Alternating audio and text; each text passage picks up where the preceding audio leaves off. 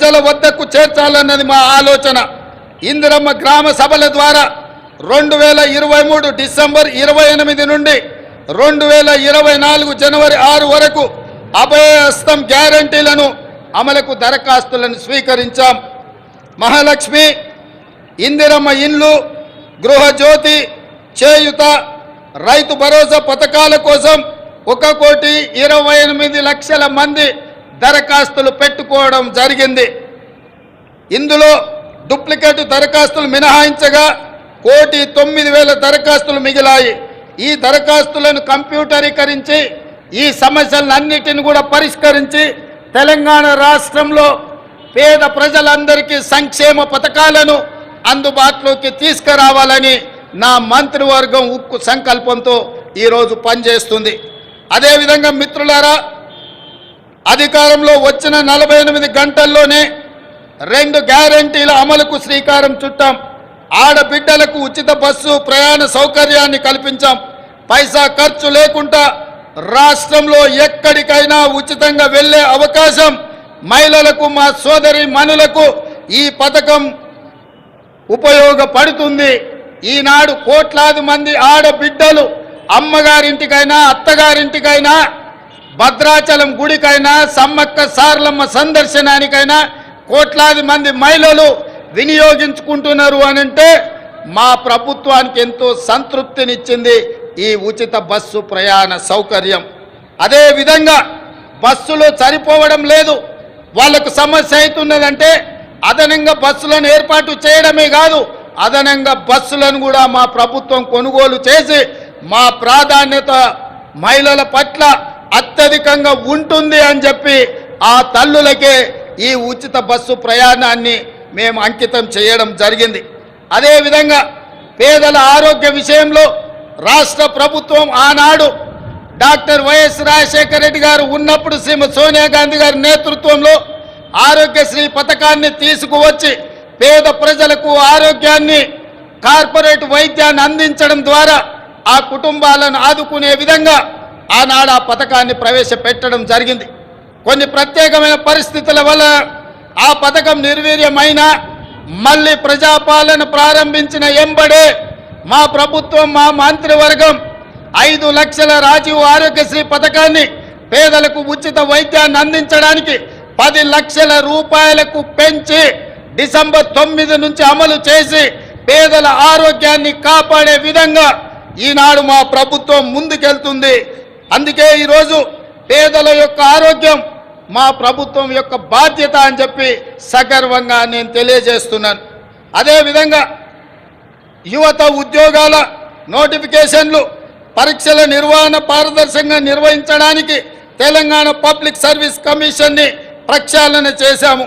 70 రోజుల్లోనే 30,000 మంది నిరుద్యోగ యువకులకు ఉద్యోగ అవకాశాలు కల్పించి ఉద్యోగ పత్రాలు ఎల్బీ స్టేడియంలో వాళ్ళ కుటుంబ సభ్యుల సమక్షంలో వాళ్ళ కళ్ళల్లో సంతోషాన్ని చూస్తూ మా ప్రభుత్వం నియామక పత్రాలను అందజేయడం జరిగింది. ఈనాడు నిరుద్యోగ యువకుల యొక్క ఉద్యోగ ఉపాధి అవకాశాలు మా ప్రభుత్వం ఎంతో ప్రాధాన్యతతో వాటిని నిర్వహిస్తున్నది. అదేవిధంగా గ్రూప్ 1 నోటిఫికేషన్ ఇచ్చినాం. ఈ నెల 9న ప్రాథమిక పరీక్ష జరగబోతుంది. అదేవిధంగా మెగా డిఎస్సి పోస్టులతో 11,062 ఉద్యోగ నోటిఫికేషన్లు ఇచ్చినాం. తొందరలోనే ఈ టీచర్ల నియామకాలను చేపట్టడం ద్వారా తండాలలో, గూడాలలో, మారుమూల పల్లెల్లో పేదలకు విద్యను అందుబాటులోకి తీసుకొచ్చి ప్రతి పేదవాడికి విద్యను అందించాలన్న లక్ష్యమే మా ప్రభుత్వం యొక్క లక్ష్యము. ఆ దిశగా మేము ప్రయాణం చేస్తున్నాం. అదేవిధంగా వయో పరిమితిని కూడా 44 సంవత్సరాల నుంచి 46 సంవత్సరాలకు పెంచి ఈ ఖాళీలను భర్తీ చేసే నిర్ణయం మా ప్రభుత్వం తీసుకున్నది. మిత్రులారా, రాష్ట్రంలో లక్షల మంది ప్రజల సొంత ఇళ్ల కోసం ఎదురు చూస్తున్నారు.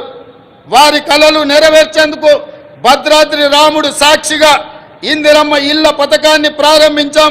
పేదల కోసం ఈ ఏడాది 4,50,000 ఇండ్లను మంజూరు చేయడమే కాదు, 22,500 కోట్ల రూపాయలు నిధులు కేటాయించడం ద్వారా ప్రతి శాసనసభ నియోజకవర్గంలో 3500 ఇల్లు పేదవాళ్లకు నిర్మించి పేదవాడి సొంత ఇంటి కలను చిరకాల స్వప్నాన్ని మా ప్రభుత్వం పూర్తి చేయాలని దృఢ సంకల్పంతో ముందుకు వెళ్ళడం జరుగుతుంది. అదేవిధంగా విద్యారంగ ప్రక్షాళన తెలంగాణ ఎడ్యుకేషన్ హబ్గా తీర్చిదిద్దాలని సంకల్పించాం. అందుకే ప్రతి మండల కేంద్రంలో అంతర్జాతీయ మోడల్ స్కూళ్లను నిర్మించడం మా బాధ్యతగా భావించి ఆ ప్రయత్నాన్ని ముందుకు తీసుకెళ్తున్నాం. అదేవిధంగా స్కిల్ యూనివర్సిటీలను ఎంతోమందిని విద్యార్థులు పట్టాలు తీసుకుంటున్నారు, కానీ వాళ్ళకి స్కిల్ డెవలప్మెంట్ విషయంలో సరైన శిక్షణ లేకపోవడం వల్ల ఉద్యోగ ఉపాధి అవకాశాలలో కొన్ని ఇబ్బందులు ఎదుర్కొంటున్నారు. దానికోసమే తెలంగాణ యువతకు స్కిల్ యూనివర్సిటీలను ఏర్పాటు చేయడమే కాకుండా రాష్ట్రంలో దీనికి సంబంధించి అధికారుల బృందం ఇప్పటికే ఢిల్లీ, ఒడిశా, గుజరాత్ రాష్ట్రాల్లో పర్యటించి అధ్యయనం చేసింది. అదేవిధంగా అమ్మ ఆదర్శ పాఠశాల కింద 26,825 పాఠశాలలో మౌలిక సదుపాయాల కల్పన, బాలికల కోసం ప్రత్యేక టాయిలెట్ల నిర్మాణం, మంచినీరు, విద్యుత్ సదుపాయం కల్పిస్తున్నాం. దీనికోసం 1135 కోట్ల రూపాయలు కేటాయించాం. ఇదే కాకుండా స్కిల్ డెవలప్మెంట్ విషయంలో రాష్ట్రంలో 65 ఐటీఐలు ఉంటే ఈ 65 ఐటీఐలను టాటా సంస్థతో ఒప్పందం చేసుకొని వాటిని అభివృద్ధి చేసి వాళ్ళకు శిక్షణ ఇచ్చి ఉద్యోగ ఉపాధి అవకాశాలు కల్పించే విధంగా టాటా సంస్థతో మా ప్రభుత్వం ఒప్పందం చేసుకొని నిరుద్యోగ యువకులకు ఉద్యోగ ఉపాధి అవకాశాలు కల్పించాలని ఈనాడు మా ప్రభుత్వము కృత నిశ్చయంతో ఉన్నది. అదేవిధంగా మిత్రులారా, తెలంగాణ సమాజం అంటేనే వ్యవసాయం. మన సంస్కృతి, మన సాంప్రదాయం అంటే వ్యవసాయం. ఈ వ్యవసాయానికి రైతును రాజును చేయడమే మా సంకల్పం. అందుకోసమే మా ప్రభుత్వం రైతు బాగుంటే రాష్ట్రం పచ్చగా ఉంటుందని విశ్వసించే ప్రభుత్వం. గతంలో రైతుకు ఉచిత విద్యుత్ రుణమాఫీ చేసిన చరిత్ర కాంగ్రెస్ పార్టీది, మా ప్రభుత్వానిది. ఈ ట్రాక్ రికార్డును ప్రజాప్రభుత్వం కొనసాగిస్తుంది. రైతుకు ఆర్థిక సాయం పథకంలో భాగంగా 69 లక్షల మందికి చెప్పిన మాట ప్రకారం 7,500 కోట్ల రూపాయలు వారి ఖాతాలో జమ చేసి ప్రతి రైతుకు రైతు భరోసా పథకంలో నిధులను విడుదల చేయడం జరిగింది. అదేవిధంగా ఇటీవల కాలంలో అకాల వర్షాలతో పంట నష్టం జరిగితే ప్రతి ఎకరాకు 10,000 రూపాయల నష్ట పరిహారం ఇవ్వడం జరిగింది. ధాన్య సేకరణ విషయంలో కూడా ఈరోజు 7,245 ధాన్య సేకరణ కేంద్రాలను ఏర్పాటు చేసి తండాలలో, గూడాలలో, మారుమూల పల్లెల్లో రైతులు పండించిన పంటను అక్కడే ధాన్య సేకరణ కేంద్రాలను ఏర్పాటు చేసి ఆ ధాన్యాన్ని సేకరించి తుట్టి, తాలు, తరుగు పేరు మీద తుట్టి తీయకుండా ప్రభుత్వం కఠినమైన చర్యలు తీసుకుంది. అకాల వర్షాలతో తడిసిన ధాన్యాన్ని కూడా కనీస మద్దతు ధర ఇచ్చి కొనుగోలు చేసి రైతులను ఆదుకొని రైతులను కాపాడాలని, రైతులని రాజులుగా చెయ్యాలని మా ప్రభుత్వం దృఢ సంకల్పంతో పనిచేస్తుంది. ఇదే కాదు, ధరణి విషయంలో కూడా చాలా సమస్యలు, లక్షలాది సమస్యలు మా దృష్టికి వచ్చినాయి. వాటిని పరిష్కరించడానికి ధరణి విషయంలో కూడా ఒక కమిటీని ఏర్పాటు చేసి ప్రతి సమస్యను పరిష్కరించి ధరణిలో జరిగిన లోపాలను సరిదిద్ది ప్రతి రైతుకు, ప్రతి వాడికి మేలు జరిగే విధంగా ధరణి ప్రక్షాళన కార్యక్రమాన్ని మా ప్రభుత్వం తీసుకొని ముందుకు వెళ్తుంది.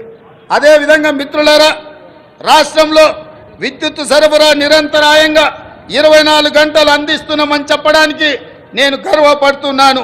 రాష్ట్ర చరిత్రలో ఎన్నడూ లేని విధంగా ఈ ఏడాది మార్చి 6న అత్యధికంగా 298 మిలియన్ యూనిట్ల విద్యుత్ సరఫరా చేసి రాష్ట్రం ఏర్పడిన తర్వాత అత్యధికంగా రికార్డును సృష్టించాం. నిరంతరాయంగా విద్యుత్తుని సరఫరా చేశాం. పేదల గృహాలకు, వ్యవసాయానికే కాదు భూమి లేని నిరుపేదలకు ప్రతి ఇంటిలో వెలుగులు చూడాలని, వాళ్ళ కళ్ళల్లో ఆనందం ఉండాలని ప్రతి పేదవాడికి 200 యూనిట్లు ఉచిత విద్యుత్తును అందించి పేదవాళ్ళకు అండగా నిలబడి ఈరోజు మా ప్రభుత్వం ముందుకు సాగుతున్నది.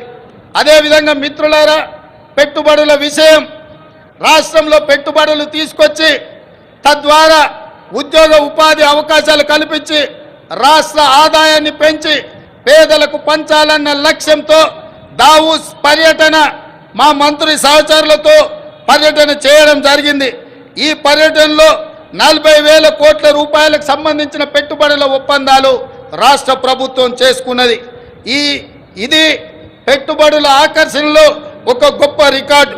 ఈ ఒప్పందం కార్యరూపం దాల్చే కార్యాచరణ మొదలు పెట్టాం. తద్వారా మన యువత ఉపాధి ఉద్యోగ కల్పనలు ఈ ప్రభుత్వం కంకణబద్ధమై ఉంది.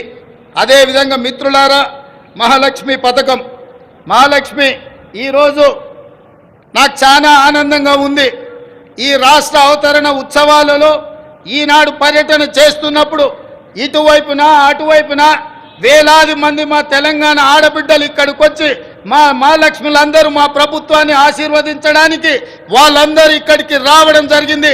మనస్ఫూర్తిగా వారికి ధన్యవాదాలు తెలియజేస్తూ మహాలక్ష్మి పథకం ద్వారా 1 కోటి మంది ఆడబిడ్డలను కోటీశ్వరులను చేయాలన్నది మా ప్రభుత్వ సంకల్పం.